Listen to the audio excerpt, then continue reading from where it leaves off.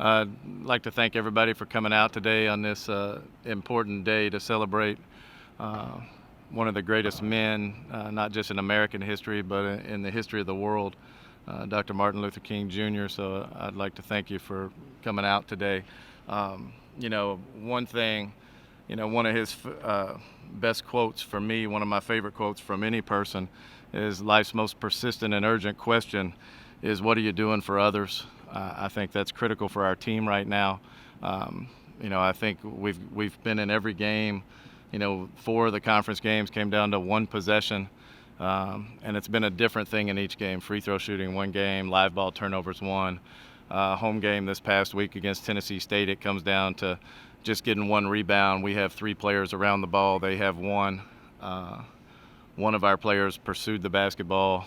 The other 2 stood and reached. Their player pursued it, went and got it, got fouled, got an and one, hit the free throw, and that's the ball game. And I think our focus, not with all of our players, but with our team in general, because we have a lot of young players, and I think our focus is too much on, what's happening with me at the moment, and we don't play as much for the team as we should. And going back and watching film, I said right after that game, I made that comment and said I was going to have to watch film, but I think it's real easy to not do the extra thing that it takes to get the ball, whether it's a loose ball or a rebound, if you're just doing it for yourself. And I think, that's part of our issue is we have young players that still, maybe make a negative play and hang their heads for a second while the other team's going the other direction instead of continuing to play for their team. More concerned about their performance and what happens to them as individuals than they are about the team. And I think that cost us in that instance in the Tennessee State game. And, going into that game, we're number 3 in the nation in defensive rebounds per game, number 33 in the nation in scoring at over 75 points per game. And you think if you have those 2 things, those 2 stats in your team's favor, you'd win a lot of games. But, that one instance, that rebound has to be had for your team. And we didn't do the tough thing. Everybody calls it little things, but they're really the big things. We didn't do the tough thing, the hard thing to do in that moment for our team. And I think if you're fighting for something bigger than yourself, you make those plays. If you're fighting for something bigger than yourself, you turn the ball over late in the game. You don't stop and hang your head and pout while the other team's going the other direction. You sprint back and make a play. If you're fighting for something bigger than yourself, you don't worry about the fact that you're not playing well at this moment if your team has a lead late in the game. And that's what going back and watching film yesterday, really Saturday night after the game, Sunday, and this morning, watching film, both game film and practice film from the last couple of weeks. That's what I'm seeing a lot of, not from just one individual, but from several individuals on our team. Maybe more concerned about their individual performance than the team winning basketball games.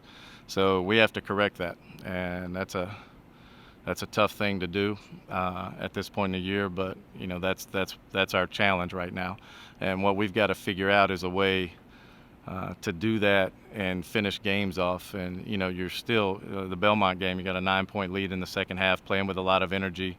Have a player miss a shot, and she stops after she misses the shot and hangs her head, and our team at that point is up 4.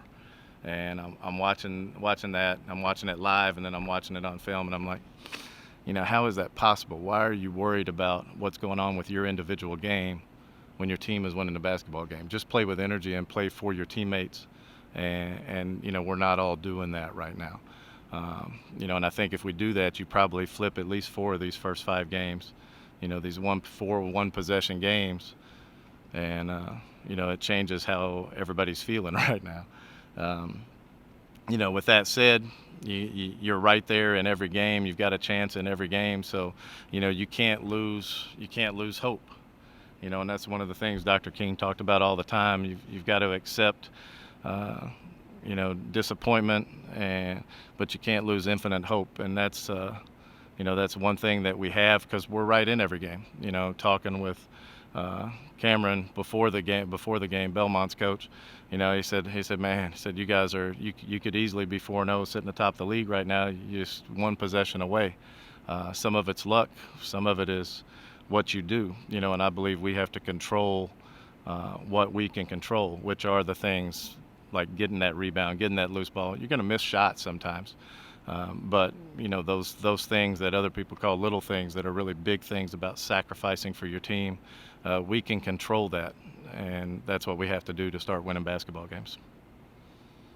Still, your 18 games this season, you're on this long losing streak. You talked about it's hard to change it. How do you change it if you lose one or two more? There's not even a chance. Right, and that's the we preach, stay in the moment, play present, one possession at a time, all those things, and you have to do that, and we just have to learn. To be honest with you, we can talk about it. There's some motivational tactics that we can use and will use, but to be honest with you, that change has to happen within the individual and within the team, and we'll do everything we can to pull it out of them and continue to do that. But you have to understand, nothing will be decided in this conference. I really still believe until the final night.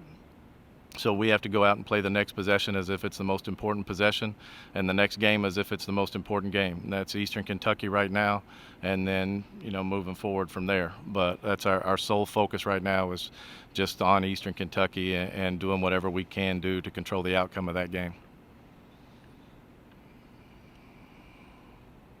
Talk a bit about the Colonels. They're struggling too, coming in here. What do you expect to see? Well, they've been pressing a lot lately. We'll see a lot of 2-2-1 and some different things. A man, run and jump. They really get after you. They're trying to raise their energy level as a team. If you look at them over the first several games and then these last few games, they've kind of started pressing a lot more.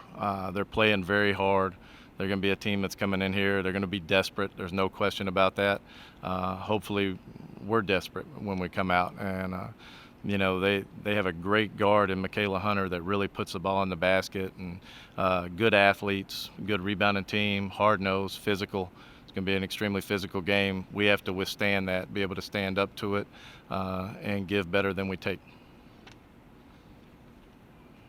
Not a very high-scoring offense. So how are you going to factor that in? I mean, we're going to play the way we play. The one thing, we've been, our field goal percentage defense is right around 38%. It's near the top of the league for the season. Eastern Kentucky's a team that they can get on a roll and score a lot of points, or they can struggle. And I think Michaela Hunter is kind of the head of the snake. I think you slow her down, then they struggle a little bit, and that's a big challenge because she's one of the better offensive guards in the league. But they're capable of putting up a good offensive output for the game. We have to be locked in defensively, assignment-wise. Our players are going to have to know their personnel, exactly what people are capable of doing, what they're not capable of doing, and do what we ask them to do defensively. I'm confident that'll happen. Big thing in this game, offensive rebounds. They're going to really crash the offensive glass hard. They're going to shoot it and they're going to chase it. And, we have to be the team to hit somebody, block out, and go get the basketball and not wait on it. If Eastern Kentucky comes in here and they're pursuing the ball and we're reaching for it, like the second half of the Tennessee State game, then it's going to be a long night for us. If we match their intensity in that area, then we'll have a good opportunity to come out with a win. It's your last game before going back on the road. How important is it going to be? Yeah, crucial. It's the most important game because it's the next game. There's no question. But it's certainly crucial for us to get a victory, and protect our home court. We've already dropped 2 on our home court, and every opportunity you have at home, you really need to fight with every ounce of being in you to get the W. And I expect our team to do that on Thursday night.